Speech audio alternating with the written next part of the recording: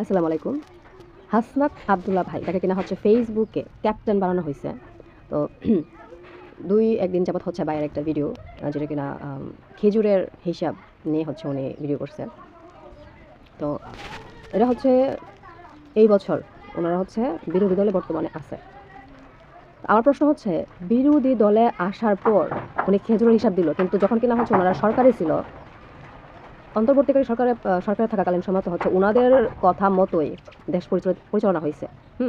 এটা হচ্ছে কোনো বট বাহিনী যদি বলে যে না, বিএনপি তারা হচ্ছে আটকে রাখছে, বিএনপি তারা হচ্ছে ধৈর্য বাইন্ধা রাখছে কোনো কিছু না করার জন্য, তাহলে কোনো যে ভাই তুই ফেসবুক চালানো বন্ধ কর, আগে ভালো করে কিছু দেখ, শিখ, তারপরে তো সব কিছু নিজেদের কন্ট্রোলে থাকা অবস্থায় কন্ট্রোলে রাখার পরেও, হ্যাঁ, ১০০ টন খেজুরের কোনো হিসাব নাই। হ্যাঁ, আমরা যারা হচ্ছে সামাজিক যোগাযোগ মাধ্যমে খুব অ্যাক্টিভ, তারা হচ্ছে এই জিনিসটা জানছি যে হচ্ছে ১০০ টন খেজুর হচ্ছে বাংলাদেশে আসছে। বাট এই খেজুর একটা খেজুরের কোনো হিসাব নিকাশ তখন কেউ দেওয়ার ছিল না। মানে হাসনাত আব্দুল্লাহ ভাই তখন এই হিসাব দেওয়ার মতন হয়তো বা সাহস ছিল না আর কি, কারণ ভাগাভাগি হচ্ছে একটু কম হতে পারে।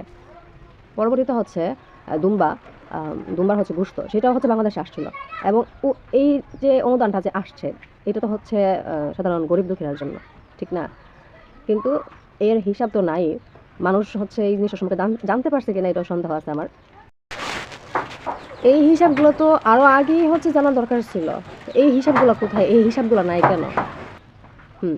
তারপরে হচ্ছে বন্যার যে টাকা, বন্যার টাকার যখন কিনা হচ্ছে তখনকার সময়ে বন্যার কাজ শেষ হওয়ার পর যখন হিসাব চাওয়া হয়েছে, তখন বলছে যে এটা বরাদ্দ রাখা হইতেছে, পরবর্তী কোনো সমস্যা তৈরি হইলে সেটা নিয়ে যেন কাজ করা হয়, এবং এটা তারা কী যেন করবে বলছিল, আমার আসলে সঠিক খেয়াল নেই। বলছে যেটা বরাদ্দ হিসেবে আছে।